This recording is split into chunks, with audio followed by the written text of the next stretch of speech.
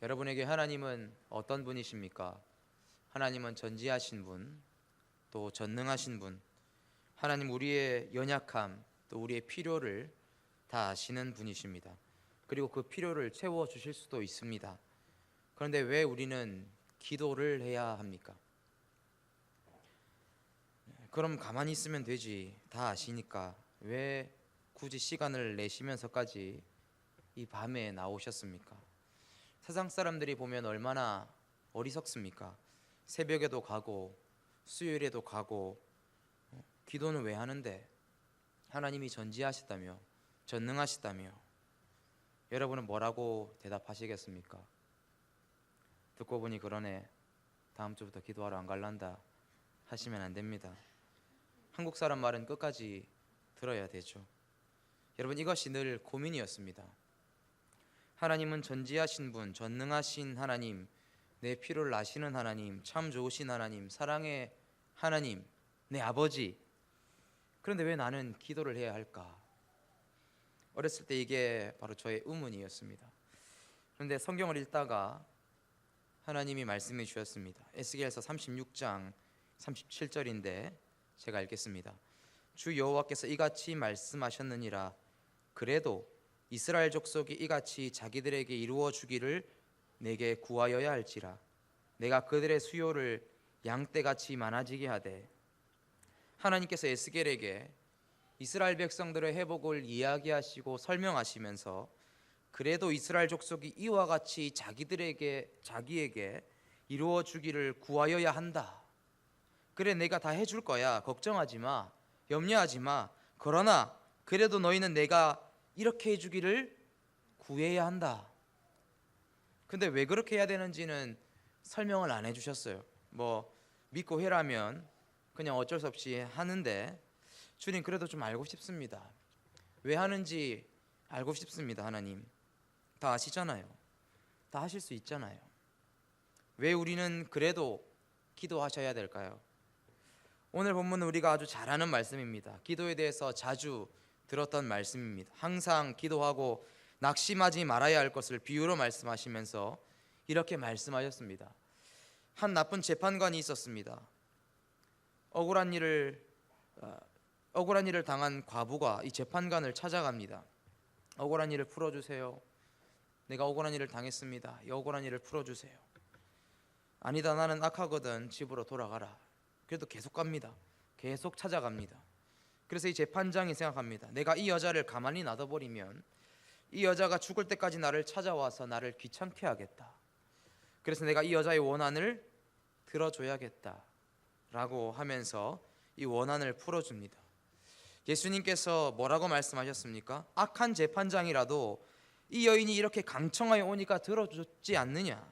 하물며 너희를 사랑하시는 하나님께서 너희의 원한을 속히 들어주지 않겠느냐?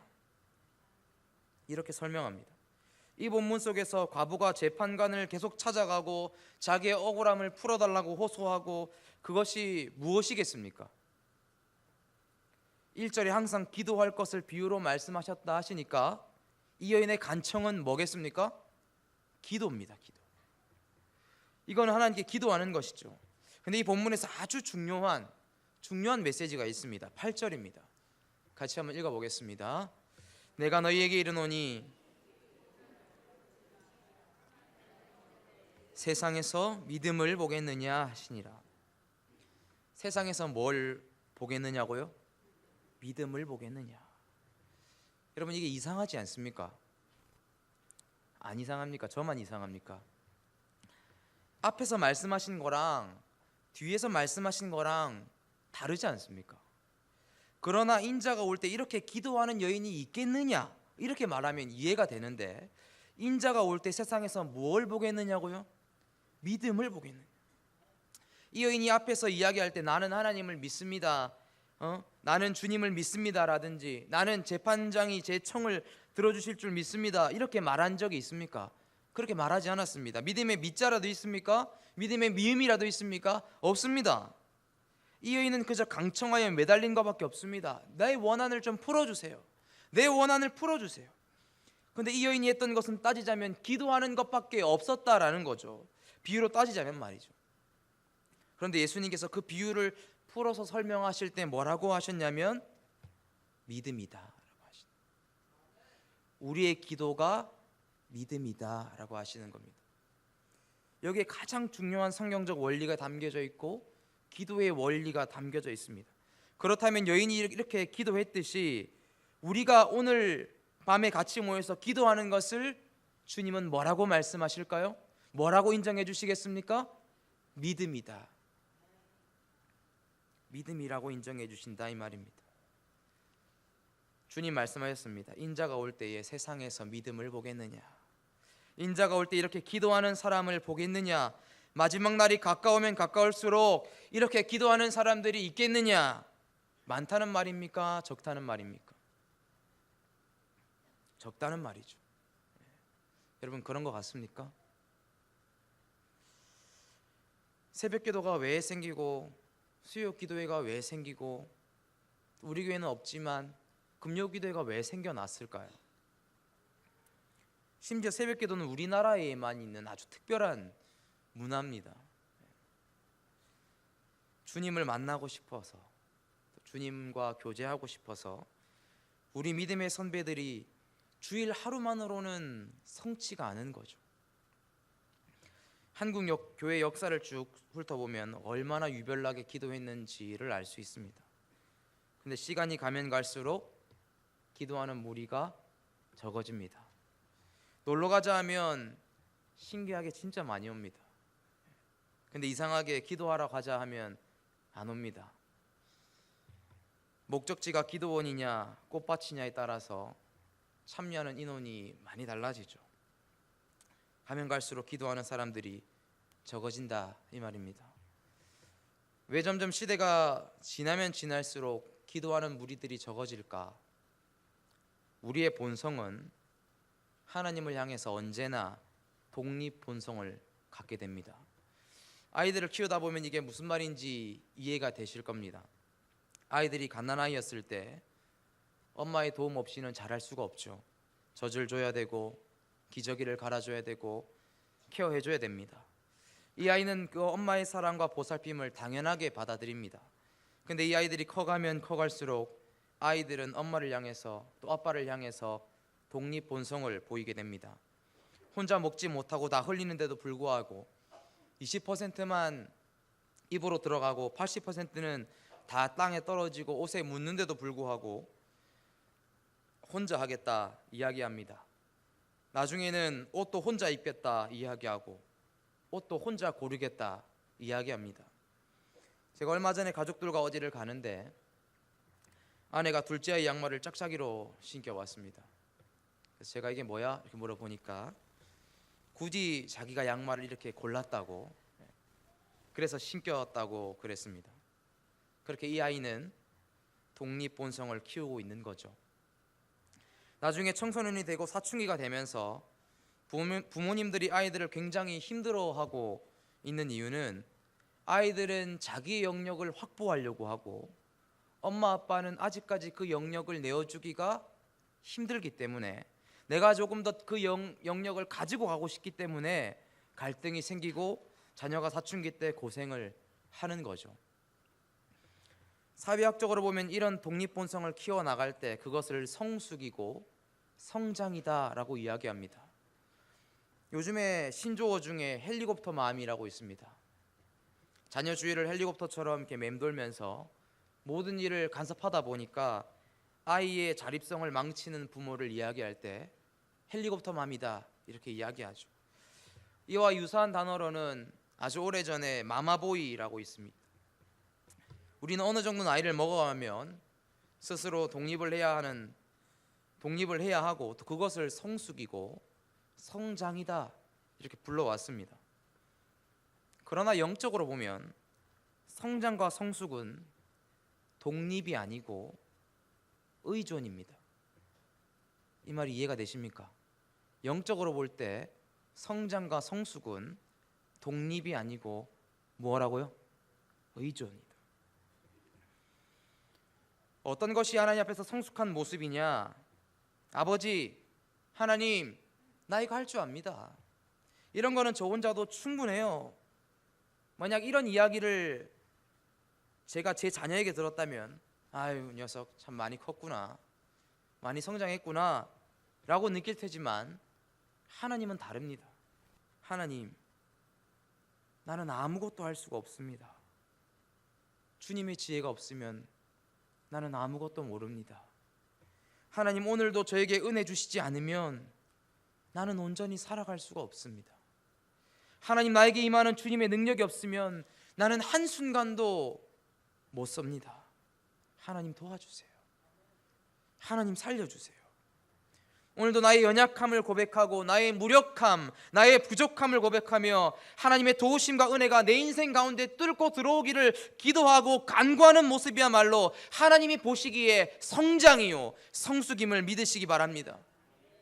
주님도 이렇게 말씀하셨어요. 나는 포도나무요 너희는 가지다. 그가 내 안에 내가 그 안에 거하면 사람이 열매를 많이 맺나니 나를 떠나서는 너희가 아무것도 할 수 없습니다. 주님도 우리의 연약함을 인정하십니다. 우리가 주님을 떠나서는 아무것도 할 수 없는 무력한 존재요 무익한 존재임을 아시는 것이죠. 하나님, 우리에게 원하시는 것이 무엇일까요? 주님은 그런 우리가 자기 스스로 무언가를 해보겠다라고 하는 독립적인 모습이 아니라 철저하게 자기의 무력을 고백하고 하나님의 도움을 구하며 기도의 자리에 납작하게 엎드리기를 원하십니다. 구약에 보면 하나님 마음에 합했다라는 평가를 받은 인물이 있습니다. 누구죠? 다윗입니다. 다윗이 얼마나 하나님 의존적인지 다윗이 기록한 시편을 읽어보면 힘들면 힘들다고 탁탁탁 찾아가서 하나님께 힘들어요 하고, 좋으면 좋다고 달려가서 춤추고, 억울하면 억울하다, 외로우면 외롭다, 모르면 모른다, 지혜 달라, 그렇게 하나님을 막 찾아갑니다. 성경에 다윗 하면 함께 등장하는 연관 단어가 바로 여호와입니다. 그것도 무려 228구절이나 다윗과 여호와가 함께 등장하는 구절이 나옵니다. 이에 다윗이 여호와께 묻자와 가로되, 다윗이 여호와께 다시 묻자온데, 다윗이 가로되 이스라엘 하나님 여호와여. 이것이 228구절이나 나온다고요.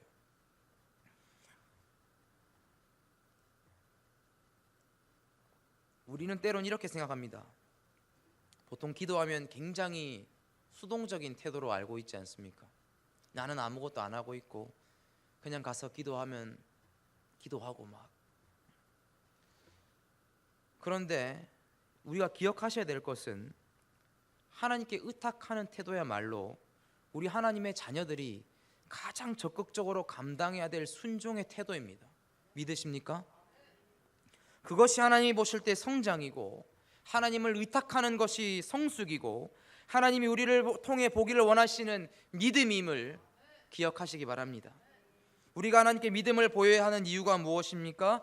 믿음이 없이는 하나님을 기쁘시게 하지 못하나니, 하나님께서 우리의 믿음을 기쁘게 여기시기 때문입니다. 하나님께서 누구에게 그 필요를 채워주시겠습니까? 믿음을 보이는 자, 하나님을 기쁘시게 하는 자, 주 앞에 엎드려서 기도하는 자, 그가 아니겠느냐 이 말입니다. 하나님께서 우리의 필요를 다 아십니다. 그러면 하나님께서 우리의 필요에 대해서 채워주셔야 됩니다. 그런데 기억하십시오. 하나님은 우리의 필요에 반응하시는 분이 아닙니다. 그 일에 대해 내가 믿음을 보일 때 하나님은 그것을 들어주십니다. 이것이 영적인 원리입니다. 하나님은 우리의 필요에 반응하시는 분이 아니고 우리의 믿음에 반응하시는 분입니다. 많은 분들이 이것을 착각합니다. 하나님, 이거 필요한 거 아시지 않습니까? 하나님 아시잖아요. 근데 왜 안 주십니까? 내게 믿음을 보이라. 여러분, 우리는 언제 이 믿음의 바다에 빠질 수 있습니까? 언제 우리는 믿음으로 부어지고 또 부어지는 경험을 할 수 있습니까? TV를 볼 때겠습니까? 쇼핑을 할 때겠습니까? 하나님 앞에 엎드려 기도할 때입니다. 그때 우리는 믿음의 바다에 들어갈 수 있습니다.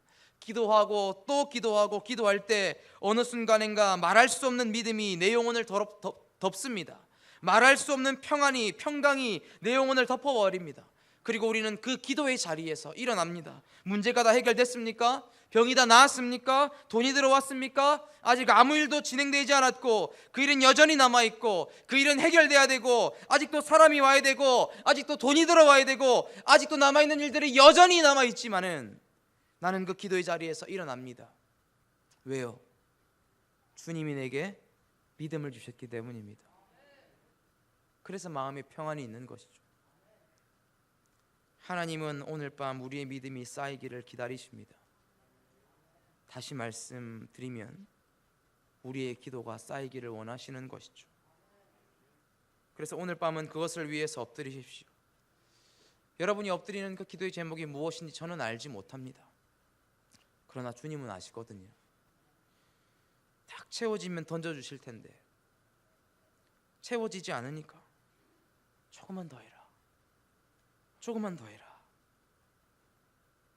그러나 우리가 자칫 오해하지 말아야 될 것은 열심히 무대뽀적으로 하나님 앞에 조르면 된다라고 오해하기 쉬운데 그렇지 않습니다.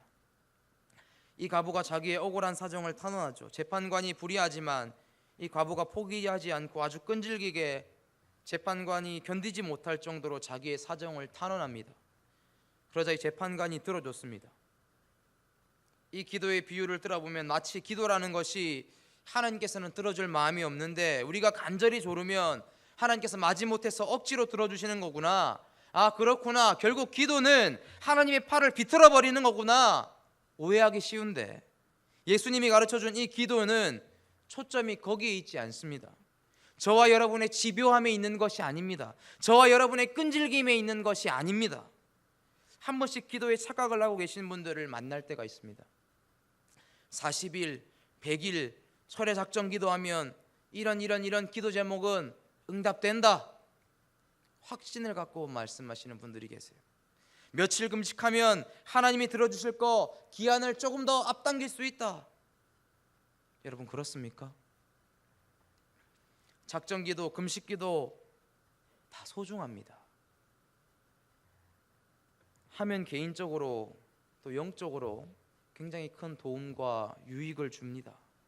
저도 그런 은혜를 몇 번이나 체험을 했습니다. 그러나 저와 여러분의 어떤 고행이 하나님을 감동시켜서 우리의 집요함이, 우리의 끈질김이, 우리의 수고와 노력이 하나님을 감동케 해서 내 기도 제목에 응답하겠지, 그 기도의 노력이 하나님을 감동하게 한다고 생각하는 그 순간 우리는 복음의 능력과 저만치 멀어지게 되는 겁니다. 이 비유를 통해서 우리에게 가르쳐 주시고자 하는 것은 기도는 단회성으로 끝날 수 없다는 것을 가르쳐 주시는 겁니다. 기도의 능력, 기도의 축복, 기도의 권세는 한 번 하고 끝나는 것이 아니라 기도가 끊이지 않고 계속될 때 그 기도가 주는 축복과 유익을 우리가 온전히 누릴 수 있다라는 이야기입니다. 여러분 우리가 두드려야 되죠. 그러나 하나님이 한 번에 여실 수도 있습니다. 그러나 그렇지 않는다 할지라도 열리지 않아도 하나님이 열 때까지 기다리면서 끊임없이 기도의 자리에 머물러라는 하나님의 당부의 명령인 것입니다. 기도의 자리를 지키라는 사명의 부르심인 것입니다. 기도의 자리를 통해서 내가 너와 더 특별한 시간을 갖고 싶다. 내가 너와 더 깊은 관계로 나아가고 싶다. 사랑하는 아들아, 사랑하는 내 딸아, 나는 너와 더 깊이 교제하기를 원한다. 기도의 자리로 부단히 나오겠니? 기도의 자리로 끊임없이 나올 수 있겠니? 그 초청의 메시지 앞에 사랑하는 우리 성도 여러분, 우리의 시간을 드리고 우리의 무릎을 드리고 우리의 마음을 드리고 우리의 입술에 고백을 드리는 하늘샘 성도들 되시기를 간절히 소원합니다. 함께 찬양하겠습니다.